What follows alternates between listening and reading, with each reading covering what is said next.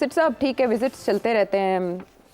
शहबाज शरीफ साहब भी यूएई के विजिट पे हैं, उसके बाद उन्होंने चाइना भी जाना है। सागदार साहब भी विजिट करके आ रहे हैं और कहीं जा रहे हैं, गए हुए थे। जी जी। तो जरदारी साहब दुबई गए हुए हैं, खैर से खैर। दुबई जरदारी साहब जाते रहते हैं। एक तो उनका वहाँ डॉक्टर्स हैं जिनकी वो मेडिकल चेकअप के लिए जाते हैं जेन्युइनली। अच्छा, ये एवं ड्रामा नहीं है, होता है ये। अच्छा, दिल का इशू है क्या है? उनके 2-3 इश्यूज हैं। अच्छा, तो वो जाते हैं वहाँ, और ये आज से नहीं, ये काफ़ी साल से चल जा रहे हैं वहाँ। फिर ये आपको पता है उनकी वहाँ प्रॉपर्टीज़ भी हैं, घर भी है। और दुबई लीक्स में तो बहुत कुछ है। और मोहतरमा बेनज़ीर भुट्टो साहिबा बहुत अरसा एग्ज़ाइल में भी दुबई में रही थी। और मैं आपको ये भी बता दूँ कि जब मोहतरमा वापस आ रही थी 2007 में, ऐसे ही है ना जी, तो उस वक्त ये फैसला हुआ था कि बच्चे और जरदारी साहब नहीं वापस आएंगे, वो दुबई में रहेंगे। हाँ जी जी, बिल्कुल। तो और बिल्कुल कोई उनका इरादा नहीं था, वो इलेक्शन जीतने जा रही थी और उनका ये फैसला था कि जरदारी साहब वहीं रहेंगे जी। वो नहीं आएंगे इस दफ़ा। और उन्होंने ये शेयर किया था मेरे साथ। तो फिर जब ये हादसा हुआ तो फिर जरदारी साहब वापस आए और मेरी मुलाकात भी हुई उनसे। और फिर ज़ाहिर है फिर हालात बदल गए। फिर मोहतरमा की एक विल भी थी जिसमें उन्होंने हैंड ओवर किया था सब जरदारी साहब को। बहरहाल वो फिर अगला कहानी है। तो जब जनरल पाशा आज DG ISI थे जी, उस वक़्त भी जब हुसैन हक़ानी का केस हुआ था मेमो गेट, और लोगों को चाहिए जाके गूगल करके चेक करें, मैं पूरी कहानी क्या बताऊंगा, मगर उस वक़्त भी बहुत प्रेशर था जरदारी साहब के ऊपर। और जरदारी साहब उस वक़्त भी दुबई चले गए थे 15 दिनों के लिए। अच्छा। और he was president and he left and बड़ी फिर स्पेकुलेशन बड़ी हो गई कि शायद ये ना आए वापस। जी बिल्कुल, उस अरसे और में ये भी था कि हुसैन हक़ानी साहब को इस्टेब्लिशमेंट के एजेंसियों ने रखा हुआ था और फिर बड़ी मुश्किल से वो भी जान छुड़ा के निकले यहाँ से एंड सो ऑन। तो मैं ये समझता हूँ कि जरदारी साहब के बड़े इंटरेस्ट हैं, दुबई में आते जाते रहते हैं। मगर इस दफ़ा एक और भी इंटरेस्ट था जिसकी वजह से थोड़ी सी शरारत की मौका मिल गया मुझे। अच्छा, आप पहले भी उनके हवाले से खबरें देते हैं ना, तो बहुत तनकीद का सिलसिला शुरू हो जाता है। ऐसी खबर तो नहीं है कोई? नहीं। अच्छा। देखिए मेरा ख्याल है कि इस वक्त एक तरफ तो चौधरी परवेज़ इलाही की मैंने बात की कि मेरा ख्याल है वो राब्ते में आ गए हैं, रडार पे आ गए, रडार पे एक्टिव हो गए, एस्टेब्लिशमेंट के एक्टिविटी में आ गए हैं। खान साहब को सूंघ लिया उन्होंने कि ये गड़बड़ हुई है या होने जा रही है। मेरा ख्याल है एक और बहुत अहम शख्स है जिसका ताल्लुक़ खान साहब के साथ है, और जो केसेस हो रहे हैं खान साहब के ऊपर उसमें उनकी इन्वॉल्वमेंट भी बड़ी इंपॉर्टेंट है। वो है मलिक रियाज साहब। मलिक रियाज साहब के बारे में मैं सिर्फ ये कहूँगा कि नहायत शरीफ आदमी और गरीबों के लिए बहुत कुछ करते हैं। और बाकी जो सिलसिले हैं वो फिर अदालतों में घूमते हैं। आजकल ख़ुसूसन काफ़ी इंटरेस्टिंग डेवलपमेंट्स हो रही हैं, स्पेशली 190 मिलियन वाला जो केस है और यूनिवर्सिटी वाला केस है। तो मेरा ख्याल है मलिक साहब दुबई में हैं। अच्छा। मलिक साहब के जो तल्लुकात हैं एस्टेब्लिशमेंट के साथ कुछ अरसे से ठीक नहीं है।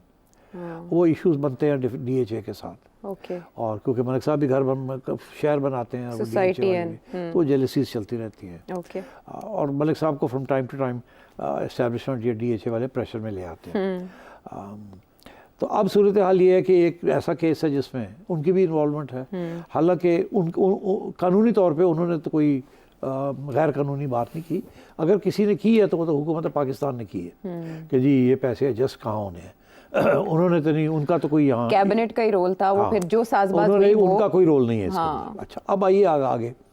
मेरा ख्याल है कि जरदारी साहब इज़ प्लेइंग अ रोल कि किसी तरीके के साथ मलिक साहब को ये सारा जो है इससे निकाला जाए। मलिक साहब और जरदारी साहब बड़े करीबी रिश्ते हैं उनके, और ये काफ़ी अरसे से ये करीबी रिश्ते। हाँ बिल्कुल, आपके एक शो में आपने बताया भी था कि इमरान खान साहब ने मलिक रियाज साहब के थ्रू आसिफ जरदारी साहब को एक पैगाम भिजवाया था वोट ऑफ नो कॉन्फिडेंस। याद है आपको? जी, वेरी गुड, एक्सीलेंट। और मलिक साहब is very close to Zardari साहब एंड मलिक साहब is also not far from Mian Nawaz Sharif साहब या शहबाज साहब। अच्छा। हाँ, अभी आपने वो सुना, एक कहानी चल रही है ना कि जब ये सारा कोई तब्दीली का वक्त आया तो तो उस वक़्त के जो DG ISI थे उन्होंने मलिक साहब को भेजा।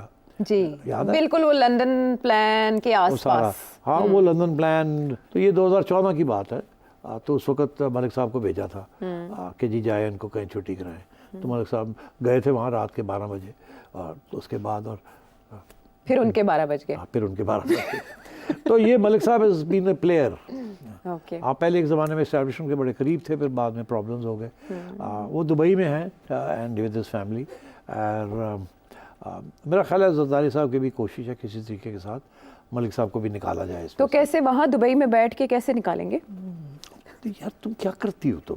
एक्चुअली समझने की कोशिश मतलब करी हो कि तुम- दुबई का उसमें क्या किरदार। भाई मलिक साहब वहाँ बैठे हैं, तो दोनों वहाँ बैठे हैं, एक निकालने वाला और एक जो फंसा हुआ है, तो वो कैसे दुबई में बैठ निकलेंगे? के तो बात होगी, फिर जरदारी साहब किससे होगी को बात? आगे बढ़ाएंगे। किससे होगी बात? जरदारी साहब और मलिक साहब की बात होगी, आपस में बात होगी। हाँ, बात पाकिस्तान होगी। में नहीं हो सकती वो। क्योंकि मलिक साहब नहीं आ सकते नहीं यहाँ। हाँ, मलिक साहब नहीं आ सकते। यार, क्या हो ठीक है, गया ओके। मुझे लगा कि शायद निकलवाना जिनसे है उनसे भी नहीं बात हो। भाई, वो साहब भी मिल रहे हैं जाके। अब क्या तुम मुझसे हर बात बस निकलवाती हो? मैं ना मुश्किल आसान हाँ, करना नहीं, चाहती वो थी कि कुछ साहब वहाँ से भी चले गए हैं, वो भी मिल आए हैं। अच्छा। देखिए सिर्फ इसमें एस्टैब्लिशमेंट भी तो इन्वॉल्व है ना।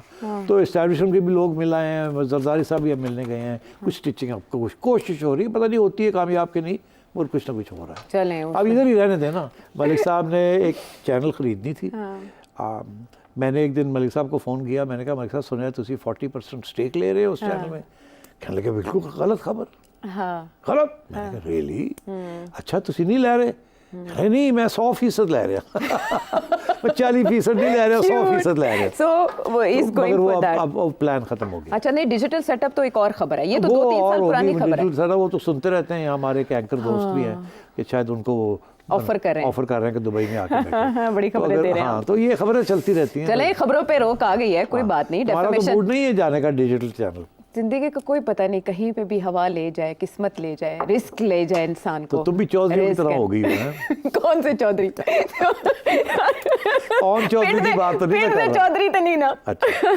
सेठ साहब, खबरें जो आती रहती है ना, उनके ऊपर आ गई है अब एक रोक। अब जो पंजाब हद तक इज्जत एक्ट है वो हो गया मंजूर और हो गया उसका निफाज। इस पे बेशक एहतजाज आ रहा है सामने, लेकिन गवर्नर साहब से रिक्वेस्ट की जा रही है कि भाई इसे आप मंजूर ना करें। क्या आ सकती है कोई रुकावट इसके रास्ते में? देखिए पहली बात तो ये है कि ये पंजाब गवर्नमेंट नहीं कर रही। पंजाब गवर्नमेंट कर रही है मगर नहीं कर रही। पंजाब असेंबली कर रही है मगर नहीं कर रही। अच्छा। ठीक है, ये करवा कोई और रहा है। ठीक, अच्छा। क्योंकि आपने देखा ना कॉन्स्टिट्यूशनल ऑफिस होल्डर्स ही करवा रहे हैं ना, बिकॉज उनको प्रोटेक्शन मिल रही है इसमें। सारे तो जाहिर है हमें तो नहीं मिल रही ना, हमारे तो खिलाफ जा रहा है मगर उनके हक सहाफ़ियों में जा के रहा खिलाफ, है। हाँ। ऐसे ही है ना। तो फिर इसका ये मतलब है कि इसके पीछे कौन है? कॉन्स्टिट्यूशनल ऑफिस होल्डर्स ही होंगे ना, जिनका नाम भी लिख दिया गया है उसके अंदर। जी, सारे आला प्रेसिडेंट साहब ओहदेदार। है, chief of air staff, chief of naval staff, chief of army staff है, चीफ जस्टिस ऑफ पाकिस्तान है, वगैरह वगैरह। सभी आला मनसब पे बैठी हुकूमती शख्सियात। आप और मैं तो कॉन्स्टिट्यूशन होल्डर्स नहीं है। जी। हमारे खिलाफ तो ये है कि जी फौरन एक ट्राइब्यूनल बनेगी और सब तो पहले 3 लाख रुपए का डज लगा देंगे सलाम ले पे। पहले सलाम नहीं असी लवांगे, सलाम ले को कहेंगे 3 लाख रुपया रखो इत्थे। ठीक है जी। और अगर ना हुए तो फिर जेल में जाएं आप। आपकी पहली बात। दूसरी बात ये है कि अब लॉ ऑफ एविडेंस सारा चेंज कर दिया कि जी ये नहीं है कि जी आपने मेरे पे केस किया, ठीक, आप बताएं कि आप कैसे दुखी हैं। नहीं, ओके। वो एस्टैब्लिश हो गया कि मैं तो है ही कॉन्स्टिट्यूशनल ऑफिस होल्डर, मेरे खिलाफ तो बात ही नहीं कर सकते, सच हो या झूठ। तो अब आप बताएं कि आपने क्यों इनको अटैक किया। चलो फारग हो तो तो फिर इससे तो काला कानून तो कहना ये ठीक दो होगा। काला कानून से ज़्यादा काला क्या चीज़ होती है, ये वो कानून है। तो इसके ऊपर बड़ी एहतजाज हो रही है, शोर शराबा पड़ा हुआ है। और मैं समझता हूँ पीपल्स पार्टी ने बड़ा ज़बरदस्त कार्ड प्ले किया है। उनको पता है कि ये कानून तो पास हो गया है। हाँ। ठीक है, उन्होंने बेचारों के पास 4-5 लोग थे असेंबली के अंदर, उन्होंने कोई थोड़ा बहुत शोर वोट डाला, उधर सेनेट के अंदर रज़ा रबानी साहब कोई थोड़ा बहुत शोर डालते रहते हैं, मगर कोई फ़र्क नहीं पड़ रहा। इन्होंने जो काम करना था कर दिया। ठीक है, अब चला गया गवर्नर साहब के पास। अब पीपल्स पार्टी ने सोचा और थोड़े से नंबर शंबर लगा लें जर्नलिस्ट के साथ, अवाम के साथ, कि हम तो आपके साथ खड़े हैं। जैसे प्राइवेटाइजेशन के ऊपर वो हमारे साथ खड़े हैं, वो हुकूमत के साथ नहीं खड़े, क्योंकि अवामी है ना। तो उन्होंने अब ये मौका ढूंढ रहे हैं, गवर्नमेंट में तो है नहीं और हैं भी, तो इसलिए वो जब उनको मौका मिलता है वो छोटा सा कोप देते थे। ठीक है, मगर इतना नहीं कोपते कि खून खराब हो जाए। स्मार्ट। हाँ, इंज करके ताकि खून भी ना हो तो अपना पॉइंट ऑफ व्यू भी चला जाए कि हम तो हमेशा के ये कहते रहे, हम तो प्राइवेटाइजेशन के खिलाफ हैं, तो IMF के खिलाफ हैं, हम तो ये वीट परचेज के ऊपर हम छोड़ डाला हुआ है हमने, हम तो ये काला कानून है, हम नहीं एक्सेप्ट करें। तो गवर्नर साहब ने वो फॉलो करते हुए स्क्रिप्ट वो वापस कर दिए। अच्छा। अब अगला स्टेप ये है कि पंजाब हुकूमत जो है वो असेंबली जो है वो वापस भेज देगी, और जब वापस भेज देगी 10 दिन के बाद वो कानून बन जाएगा। जाएगा। मगर पॉइंट तो मेक हो गया ना। हाँ। अच्छा, अब मेरा ये अफसोस कि मैं मुझे इस बात पर कि इतनी ये जो नून लीग वाले हैं, ये पीडीएम वाले लेट क्यों गए हैं, इतना क्यों लेट गए हैं, उसकी वजह ये लेट ही गए हैं ना जी। अच्छा, मैंने कहा शायद देर से गए हैं। ओके, आपका मतलब है वो हाँ ओके अच्छा, वो इसलिए मैं समझता हूँ कि ये नुकसान इवेंचुअली उनका होगा। इस वक्त तो सारा मीडिया उनके खिलाफ हो जाएगा, ठीक है ना। हम ये तो नहीं कहेंगे कि जी इसके पीछे कौन है, हम तो टू स्केर्ड। डायरेक्ट फेस जो सामने है जो वो आ तो रहा नून है लीग है। वो मरियम आ रही है, ठीक है, और पंजाब असेंबली आ रही है जी। ठीक है ना जी। तो इसलिए बदनामी तो इनकी होगी। हालांकि ये नहीं चाहते कि ये करें, मगर ये होगा क्योंकि उनको कहा जा रहा है करें आप, तो वो कर रहे हैं। हालत तो इस किस्म की है यहाँ। तो अब मेरा ख्याल है कि this is a very negative thing. अगर पीपल्स पार्टी को ये कहें ना कि सिंध में करें, सवाल ही पैदा नहीं होता कि सिंध में ये लॉ पास हो जाए, सवाल ही पैदा नहीं होता कि केपी में ये लॉ पास हो जाए। आप समझ रहे हैं यहाँ, क्योंकि जो हालात हैं जिस किस्म के आप समझते हैं वो उन्होंने कहा जी करो, तो उन्होंने कहा जी कर देने हैं। अच्छा, ठीक है जी। तो इसलिए बड़े अफसोस की बात है कि ये जो बड़ा काला कानून है। मैं हमेशा यही कहता हूँ कि अभी सूरत हाल ऐसी है कि फैसले कोई कर रहा है और जिम्मेदारी किसकी बन रही है, बैकलैश आ रही है किसके खिलाफ, फैसले कहीं और हो रहे हैं। बिल्कुल ऐसे ही है। और जैसे आप कह रहे हैं ना कि ये भरना पड़ेगा इनको, 2016 पेका का एक्ट जो कानून है वो मुस्लिम लीग नून का लाया हुआ था, लेकिन बाद में उनके खिलाफ इस्तेमाल हुआ इमरान खान साहब और के ये भी दौर इनके में। खिलाफ इस्तेमाल होगा एक दिन, ओके। अब याद रखिएगा। मगर अब बातें क्योंकि हो रही हैं, अभी आपने वो पैमरा वाले भी तो देखा ना, पैमरा भी फिर एक्टिव हो गया ना जी। सब जुडिस, उन्होंने कहा जो भी सब जुडिस मामला है उसके ऊपर बातचीत ना की जाए, मतलब रिपोर्टिंग भी ना की जी, जाए। ना रिपोर्टिंग ये ना बात की है जाए। ना। देखिए, सब्सिडीज के ऊपर रिपोर्टिंग हो सकती है, ओपिनियन नहीं दिया जा सकता जी। ये कानून का तकाजा है, ये आइन का तकाजा है कि रिपोर्टिंग को आप नहीं रोक सकते। और अगर जज हजरात अदालत के अंदर खड़े होकर ऐसी ऐसी बातें करते हैं जो कि खबर बनती है, तो वो खबर तो बनती है ना। और आजकल तो वो कहते हैं कि जी हम तो पब्लिक हियरिंग्स कर रहे हैं, ठीक है ना। और फिर लाइव स्ट्रीमिंग हो रही है। रिपोर्टर को भी आप फिर इजाजत देते हैं, या तो आप कह देना कि इन कैमरा ट्रायल होनी है जी। तो अगर इन कैमरा नहीं होनी, रिपोर्टर्स ने आना, तो फिर रिपोर्टिंग तो होनी है ना कि जज हजरात के रिमार्क्स क्या हैं क्या नहीं है। आपको याद नहीं है, मुझे तो याद है इस मुल्क में कि सुप्रीम कोर्ट के चीफ जस्टिस और हाई कोर्ट के चीफ जस्टिस ऐसी ऐसी बातें करते थे, वो हेडलाइंस देखना चाहते थे अगले दिन। इफ्तिखार चौधरी साहब से इफ्तिखार चौधरी साहब से भी पहले, अच्छा। नसीम हसन शाह के ज़माने में जब नवाज शरीफ साहब को निकाला गया, आपको नहीं याद होगा, मुझे तो याद है, तो उस वक्त नसीम हसन शाह चीफ जस्टिस थे और 1993 की बात कर रहा हूँ। तो उस वक्त हर रोज़ वो ऐसी बातें करते थे, हर रोज़ हेडलाइन लगती थी कि जी लगता है ऐसी था कि इसको छोड़ देंगे, और छोड़ ही दिया।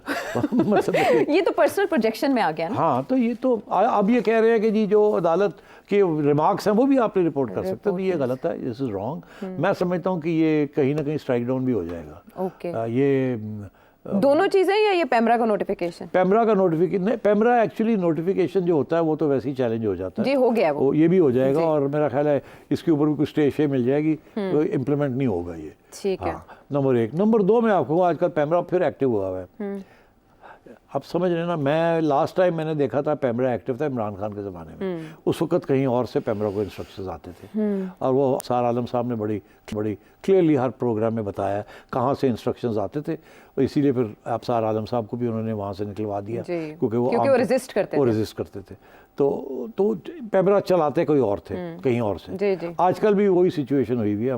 अब मुझे भी एक नोटिस आ गया, एक कहते हैं, मैंने कल के प्रोग्राम में या परसों के प्रोग्राम में ये कहा, पिछले हफ्ते कि जी ये FBI का जो लीगल सिस्टम है जी, उसके अंदर इतने लेयर्स हैं जिसमें लॉयर्स आर इन्वॉल्व। ओके। तो मैंने कहा था ये इतने लीगल नहीं होना चाहिए, ये रैकेट ही बन गया है ये कि जी हर चीज़ जो है वो चैलेंज होती है, फिर चैलेंज होती है, फिर चैलेंज होती है। हालांकि ज़रूरत नहीं होती, एक चैलेंज के ज़्यादा नहीं होना चाहिए। और अब एक प्रपोजल भी थी गवर्नमेंट की तरफ से, IMF की तरफ से, गवर्नमेंट की तरफ से प्रपोजल है कि ये जो चैलेंजेस हैं इनको कम किया जाए। मैंने कहा था कि एक पहले ITO एक फ़ैसला देता है, वो फिर या हम चैलेंज करते हैं, कोई हमारे ख़िलाफ़ आता है, हम चैलेंज करते हैं, तो वो चला जाता है कमिश्नर के पास। कमिश्नर के पास हम जाते हैं, अगर हमारे हक में हो जाए तो जो डिपार्टमेंट है वो चैलेंज करती है, तो वकील आ जाते हैं। अच्छा। फिर वकील जो है ना वो सारा वक्त एडवाइस देते रहते हैं कि ये करें वो करें ये करें। तो मैंने कहा था ये लेयर्स इतने बंद करें ये। एक तो FBR के पैसे लगते हैं, एक दूसरा ये टाइम कंज्यूमिंग है। एक अपील एंड देन अगर एक और है तो हाई कोर्ट में जाए, 2 अपील से ज़्यादा नहीं होनी चाहिए। ठीक है। मगर वो क्यों होता क्यों है? क्योंकि ये जो फैसले आते हैं ना, इतने गंदे फैसले होते हैं, इतने वो बायस्ड फैसले होते हैं। प्रेशर होता है ITOs के ऊपर, तो वो जनाब ठा ठा ठा ठा करके एड बैग्स ये लगा लगू के अपने टारगेट्स मीट करने के लिए कर देते हैं, मगर उसके बाद वो चैलेंजेस शुरू हो जाते हैं। इसीलिए तो आप ये शोर पड़ा हुआ है कि अदालतों के अंदर कितने ट्रिलियंस ऑफ रुपीस के केसेस पड़े हुए हैं, और अभी प्राइम मिनिस्टर साहब कह रहे हैं और IMF कह रहा है कि इनको रैप अप करें जल्दी जी बिल्कुल। और तो आज़म मैं नज़ीर तारड़ उसी साहब के ने ऊपर रिक्वेस्ट तबसरा भी कर की थी रहा था। अदालतों तो से। किसी वकील ने ये किसी के कहने के ऊपर श्योरली मुझे नहीं पता, ये किसी वकील ने या किसी बंदे ने उठ के पैमरा को लिख दिया कि सेठी साहब ने वकीलों की बड़ी तौहीन की है। और यार वकीला दी तौहीन की है, तुसी करदे की पे हो, ਇੱਥੇ ਹੋ ਕੀ ਰਿਹਾ ਇਸ ਮੁਲਕ 'ਚ तो आप मेरा मुंह ना खोलो, मैं और बड़ी गल्ला कर देंगा कि की हो रहा है। नहीं सिर्फ साहब नहीं मैं आपको बताऊं, ये जो सारी टैक्स चोरी हो रही है ना, ये प्रोफेशनल क्लासेस भी कर रही हैं। तो शब्बर जैदी साहब के इंटरव्यूज हैं रिकॉर्ड सारे, वो उनके देख लीजिए। मेरा ख्याल है तंग आके हाथ जोड़ के शब्बर जैदी साहब को सबसे पहले बैन करें ना पैमरा, फिर मैं बात करता हूँ, ठीक है। मैंने तो बैन नहीं होना, मैंने तो सुनानी है बातें। अच्छा नहीं ऐसे अब एक और नोटिस आया तो मैं यहाँ बैठ के नहीं, मैं ट्विटर के ऊपर जाके इनको सादा सीधा करूंगा। नहीं सिर्फ साहब सिक ऑफ देम। जो FBR की कारकर्दगी है उस पर हमें ज़्यादा बात करने की ज़रूरत तो है नहीं। आप देख सकते हैं IMF की जानिब से क्या कहा गया, और उसके बाद IMF में जो रीस्ट्रक्चरिंग या ओवरहॉलिंग हो रही है वो बता रही है कि काम क्या किया गया और जिसकी वजह से मुल्क की मईशत इस हाल को पहुंची है।